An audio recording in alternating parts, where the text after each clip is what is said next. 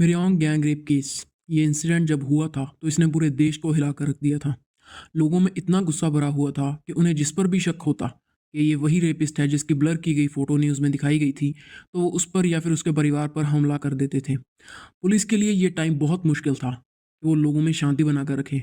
लेकिन ये जो सब हो रहा था इनमें कहीं ना कहीं वो भी जिम्मेदार थे। ये केस इतना फेमस हुआ कि बाद में जाकर इस पर बहुत सारे फिल्म और सीरीज भी बने। तो अब शुरू करते हैं हमारा आज का केस, मिरयांग गैंग रेप की कहानी। जून 2003 में साउथ कोरिया के उल्सन शहर में रहने वाली 14 साल की लड़की चॉय की मुलाकात ऑनलाइन एक पार्क नाम के लड़के से होती है। दोनों में शुरुआत हाई हेलो से होती है और धीरे धीरे उन दोनों में बातचीत इतनी ज़्यादा बढ़ जाती है कि वो दिन का ज़्यादातर समय चैटिंग में ही बिताते थे। और इस तरह से कुछ महीने बीत जाते हैं और आखिरकार जनवरी 2004 में पार्क चॉय को मिलने के लिए अपने घर बुलाता है।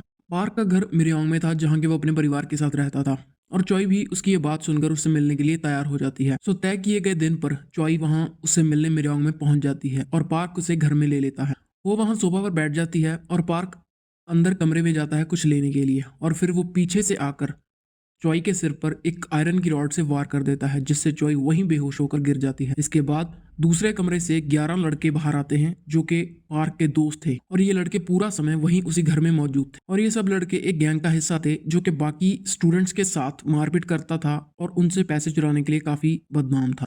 और यहाँ इस घर में मौजूद ये सभी 12 के 12 लड़के हाई स्कूल स्टूडेंट्स थे।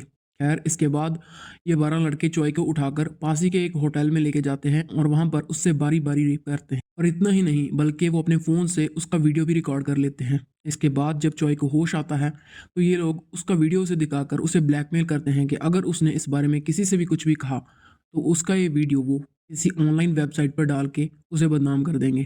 चॉय मजबूर थी, अब वो किसी को कुछ बता भी नहीं सकती थी और चॉय की इसी मजबूरी का वो लड़के फ़ायदा उठाने लगते हैं और अगले 1 साल तक वो चॉय के साथ यही घिनौना काम लगातार बार बार करते रहते हैं।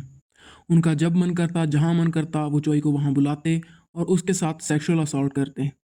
और जब इतने से भी उनका मन नहीं भरता तो उसके अलग अलग ऑब्जेक्ट से उसके प्राइवेट पार्ट्स को वायलेट करते।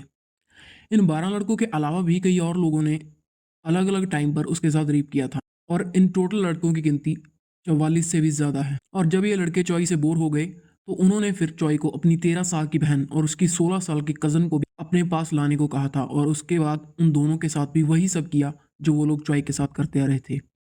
चॉय किसी ना किसी तरह से ये सब कुछ सह रही थी पिछले 1 साल से, क्योंकि उसके पास बताने के लिए भी कोई नहीं था किसे वो अपनी बात बताए। उसका बाप एक अल्कोहलिक था जो कि शराब पीकर उसकी माँ बहुत बुरी तरह से मारता पीटता था। इसीलिए एक दिन जब उसे मौका मिला तो वो उसके घर से भाग गई और उस दिन से वही सब वो अपनी बेटी चॉय के साथ करने लगा था। ये सबसे तंग आकर आखिर एक दिन चॉय अपनी ज़िंदगी ख़त्म करने का फैसला कर लेती है और वो बहुत सारी नींद की गोलियां खाकर सो जाती है। लेकिन किसी तरह से उसे हॉस्पिटल ले जाया जाता है जहां उसकी जान बच जाती है। लेकिन उसके इलाज के दौरान डॉक्टर ये चीज़ नोटिस करते हैं कि उसके शरीर के अलग अलग हिस्सों पर बहुत ही गहरी चोटों के निशान थे और उन्हें ये अंदाज़ा हो जाता है कि इस लड़की के साथ कुछ ना कुछ तो गलत हो रहा है। इसीलिए वो उसका अच्छे से मेडिकल एग्जामिनेशन करते हैं और उन्हें ये पता चलता है कि पिछले काफ़ी समय से चॉय को सेक्सुअली असॉल्ट किया जा रहा है और वो भी बहुत बुरे तरीके से। और वो ये बात चॉय के घर वालों को बता देते हैं और फिर आखिरकार 25 नवंबर 2004 को चॉय की मासी इसकी रिपोर्ट पुलिस में लिखवा देती है और फिर इस केस की इन्वेस्टिगेशन फाइनली स्टार्ट हो जाती है। इन्वेस्टिगेशन में ये बात सामने आती है कि चॉय अकेली लड़की नहीं, इसके अलावा भी उन लड़कों ने 5 और लड़कियों के साथ यही घिनौना काम किया और इसके अलावा उन्होंने जॉय का जो वीडियो बनाया था जिसे लेकर वो उसे ब्लैकमेल कर रहे थे वो भी उन्होंने कब का एक वेबसाइट पर अपलोड कर दिया था। लेकिन इतना सब हो जाने के बाद भी पुलिस जॉय को ही इस सब के लिए जिम्मेदार मानती थी। वो उसे ये तक कहते हैं कि उसकी वजह से उनके शहर की बदनामी हो गई है और वो उसके साथ बहुत ही बुरा बर्ताव करते थे। जॉय को विक्टिम होने के बाद भी उन्हीं लड़कों के साथ बिठाकर उससे सवाल किए जाते थे और जॉय के रिक्वेस्ट करने के बाद भी उसे एक फीमेल ऑफिसर नहीं दी गई थी क्वेश्चनिंग के लिए। और इतना सब भी अगर कम नहीं था जॉय के लिए तो उस गैंग के अलग अलग मेंबर्स के घर वाले भी उसे धमकियां देने आते थे उसके घर पे कि वो केस वापस ले ले। अब आप खुद को जॉय की जगह रखकर देखिए, एक 15-16 साल की मासूम लड़की, क्या बीत रही होगी उस पर इस वक्त। उसकी फिजिकल कंडीशन तो खराब थी ही, लेकिन ये सब हो जाने के बाद अब उसे मेंटल ट्रीटमेंट की भी ज़रूरत थी। उससे ये सब अब बर्दाश्त नहीं हो रहा था, इसीलिए उसने इसके बाद भी कई बार अपनी जान लेने की कोशिश की लेकिन हर बार नाकाम रही।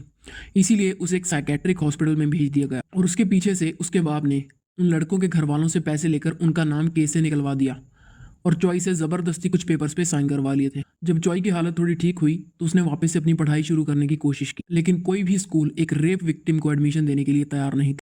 लेकिन उन 44 लड़कों का क्या हुआ जिन्होंने उसके साथ ये सब किया था?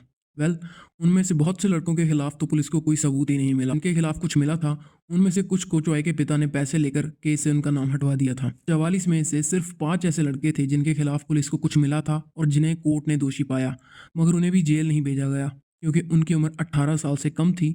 इसीलिए उन्हें जुवेनाइल डिटेंशन सेंटर में भेज दिया गया, जहां से वो 1-2 साल में रिहा होकर वापस आ गए और अपनी ज़िंदगी जीने लगे, और यहीं पर ये केस खत्म हो गया। हैरानी की बात है कि चॉय की ज़िंदगी बर्बाद करने के बाद भी वो लोग आराम से आज भी अपनी ज़िंदगी जी रहे हैं। लेकिन यही है कुदरत का नियम कि कमज़ोरों को हमेशा दबाया जाता है, उनके साथ हमेशा गलत होता है। कानून भले ही किसी भी देश का क्यों ना हो, हमेशा ताकतवर का ही साथ देता है। ये था हमारा आज का केस, and don't forget to subscribe for more real life true crime videos, and फिर मिलेंगे।